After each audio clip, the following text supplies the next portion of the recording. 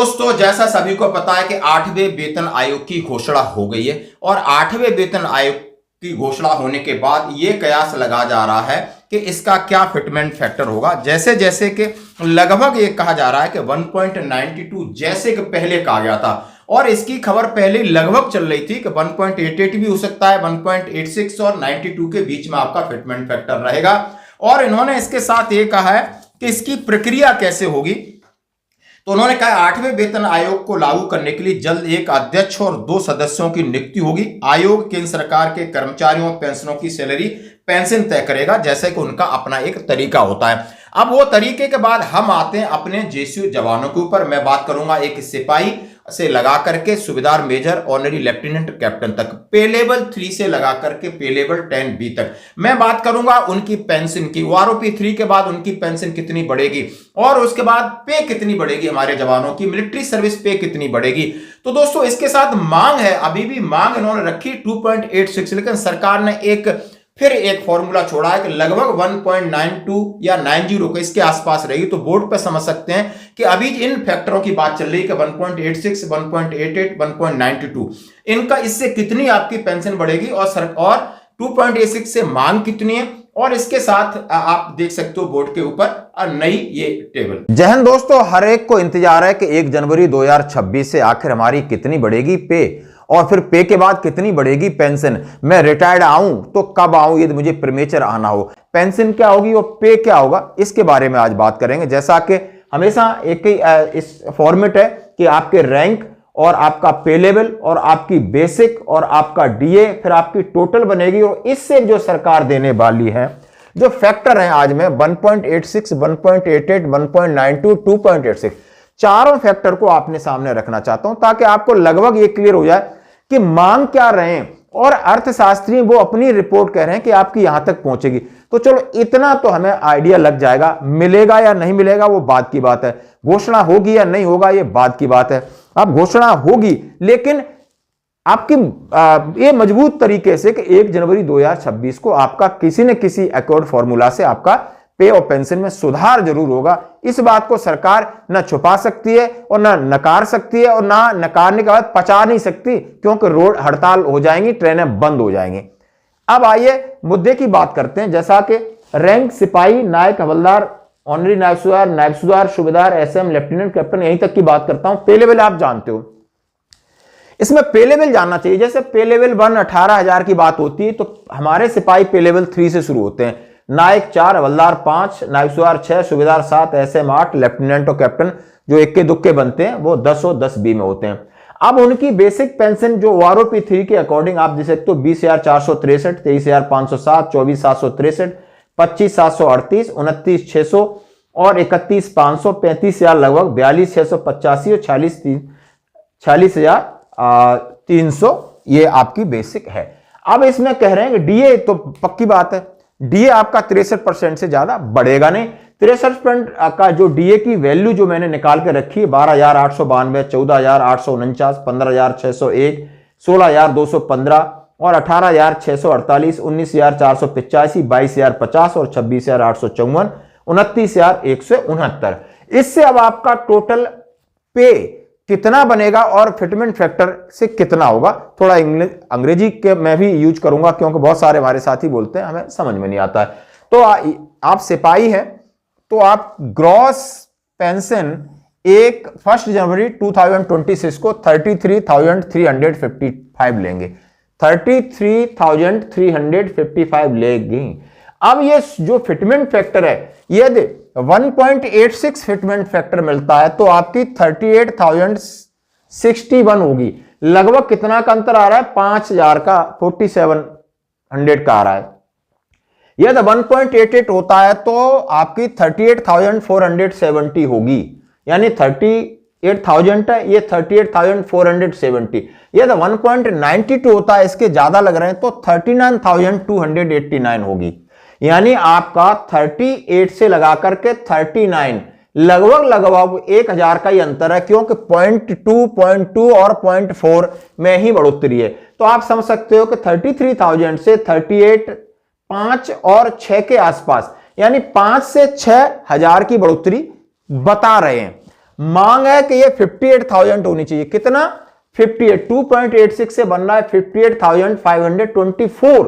अब आप समझ सकते हो ये कितना होगा, आप समझ सकते हो कि सीधा सीधा 25,000, सीधा सीधा 25,000 है, 25,200 रुपए।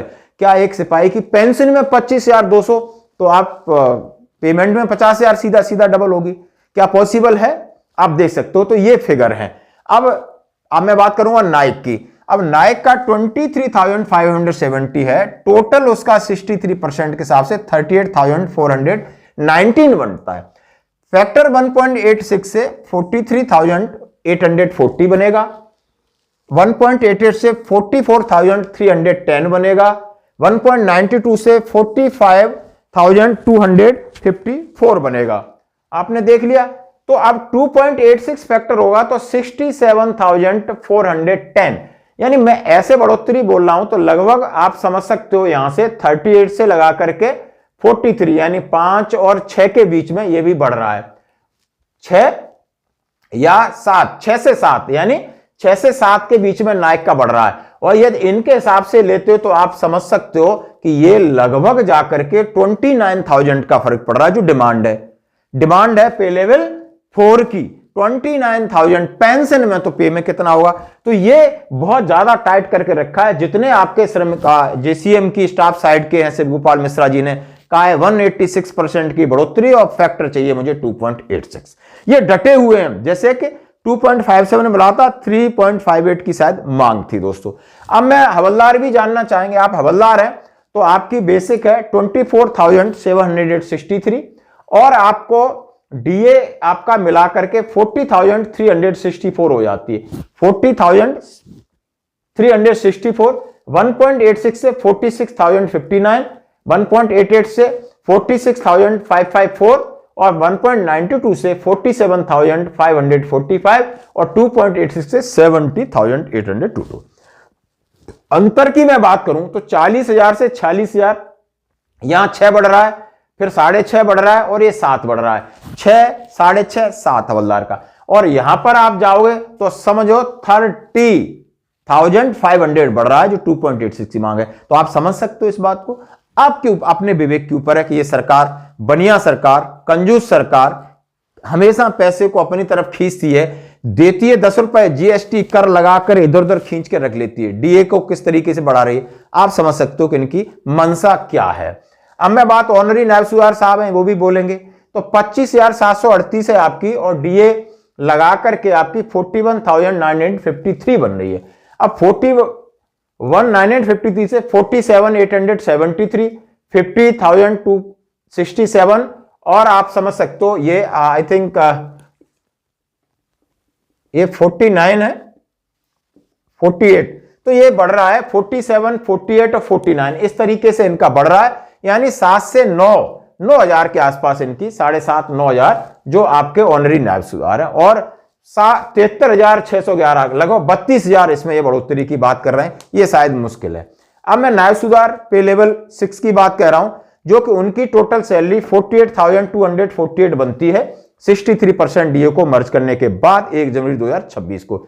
अब मैं 1.86 को लगाता हूं तो 55,000 बनती है और 1.88 को लगाता हूं तो 55,648 और बढ़ जाते हैं और 1.92 को 56,832 यानी 56,832, यानी आप समझ सकते हो 8, ये लगभग 7,000, फिर 7,500 और ये 8,000, 7, 7,500, 8,000 बढ़ रही और ये मांग हो रही 84,684। आप समझ सकते हो सीधा सीधा 36 के आसपास जा रहा है। कितना जा रहा है? बिल्कुल इतना ही जा रहा है। 14 स्मार्ट की 6 असला की 1, 36,000। क्या हो सकता है? मुझे तो मैं बिल्कुल नहीं, बट ये मांग है वो आपके सामने जो खबरें चल रही हैं ताकि आपको समझ में आ जाए कि 186% 2.86 का समीकरण क्या है। अब मैं बात करूंगा सूबेदार साहब की। पे लेवल 7 में आते हैं, 31,500 है और टोटल आप देख सकते हो इनकी 50,985, 50,985 पेंशन बनती है। अब ये जो फैक्टर है 1.86, 58,590, 1.88 को 59,220 और 1.92 60,480, 60,480। आप देख सकते हो सीधा सीधा 10,000 यानी लगा करके 8 से 10,000 की बढ़ोतरी है और आगे जा रहे हैं तो सीधा 40,000 के आसपास पहुंच रहा है, 50,000 से 90,000 90,000 पहुंचेगा। अब आप 1 लाख में आने वाले हैं इसके बाद। सूबेदार मेजर साहब जिनकी 35,000 है, टोटल 57,050 पर क्लोज हो रहे हैं। 1.86 से 65,100, 1.88 से 65,800, 1.92 से 67,200 और जाकर के 2.86 तो 1,100,000 रुपए। बिल्कुल बिल्कुल चांदी है, लेकिन ये चांदी मांगने की है, सरकार चांदी नहीं छल्ला भी नहीं देगी, यहां के आसपास दे सकती है, आप समझ सकते हो। अब इनकी बढ़ोतरी कितनी हो रही है आप समझ सकते हो, ये सीधा सीधा आप समझ सकते हो, यहां पर 8,000 से 10,500-11,000 तक इनकी जा रही है। अब मैं बात करूंगा ऑनरी लेफ्टिनेंट साहब जिनको 42,625 वाले हैं, कुछ कम वाले भी है, तो इनकी लगभग सैलरी मैं आपको बता रहा हूं 1.86 के टोटल 69,479 जा रही है। उसके बाद 79,283, 80,135, 81,840 और फिर 1,21,908 जो 2.86 को आप समझ सकते हो। ये 70 है तो 9 से 10, 11, 9 से 11, 11,500 ये पक्का है, यहां तक जाएगी। और ये 1,21,000 ये ख्याली पुलाव, मांगने की बात है, नहीं है। अब मैं बात करूंगा ऑनरी कैप्टन 46,300 वाली, जो कि उनकी टोटल 86,000 जो बन रही है 75,469 1 जनवरी 2026 को, उनकी 75,470 के आसपास बनेगी। और उनके साथ तीनों जो फैक्टर को देखते हैं तो पहला फैक्टर 86,118, 87,44, 88,896, यानी आप सीधा सीधा आप बात कर सकते हो 9 से लगाकर 12 तक इनकी बढ़ रही है और मांग है 1,32,418 की। तो दोस्तों ये थे हमारे संदर्भ में। अब बहुत सारे रिटायरीज हैं 2 जुलाई 2024 के बाद रिटायर्ड हुए हैं। अब वो बोलते हैं सर कैप्टन की मेरी 36 और 37 नहीं है, क्या OROP 3 के हिसाब से हमारा सुधार होगा? बिल्कुल सुधार नहीं आपका होगा, ना ही आपको पे कमीशन में सुधार होगा। आपका सुधार होगा अगले 5 साल जाके जुलाई 2029 में। आप कोई भी प्रक्रिया कर लीजिए, उसमें आपकी चीजें कंसीडर नहीं की जाएंगी। आइए अब पे बात करते हैं।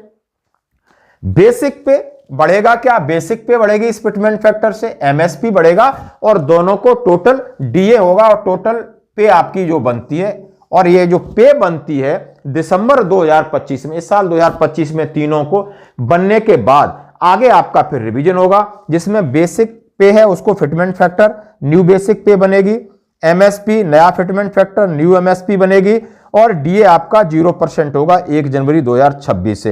हाँ जी दोस्तों, और उसका चार्ट जब प्रिपेयर होगा तो पे लेवल 1, पे लेवल 2, पे लेवल 3 इस तरीके से चार्ट बनेगा। और आपकी जो सैलरी होगी वो होगी दिसंबर 2025 में आप कितनी बेसिक पे ले रहे हैं वो अलग से आपकी गुणा होगी, MSP फिर अलग से गुणा होगी और DA 0 और भत्ते सारे एक परसेंटेज बेस पे मिलेंगे। यानी आप समझ सकते हो कि पेंशनर्स की इतनी जब बढ़ोतरी हो रही है 5 साल, तो यदि आप इसी रैंक में हो और लेंथ ऑफ सर्विस इसी को लगभग कवर कर रहा है तो इससे डबल आपको सर्विस में होगी, इसका पेंशन में आओगे फिर बराबर हो जाएगा, यानी सर्विस में आपको बढ़ोतरी होगी। और उसी हिसाब से आप रिटायर्ड आते हो 1 जनवरी 2026 के बाद, तो भाई आपको ग्रेचुटी का फायदा मिल रहा है, कम्यूटेशन का कैलकुलेशन जो भी आपके फाइनेंशियल बेनिफिट्स मिलते हैं, चाहे वो लीव इन कैश के रूप में मिले, मंथली पेंशन के रूप में मिले, ग्रेचुटी के रूप में मिले, लीव इन आपके कम्यूटेशन के रूप में मिले, ये तमाम चीजें आपको उसी तरीके से बढ़ करके मिलेंगी दोस्तों। तो ये फायदा है। अब आपके विवेक के ऊपर है कि आपने मिनिमम को भी देख लिया 1.86, 88 और 92 ये चल रहे हैं और मैक्सिमम 2.86 मांगा जा रहा है।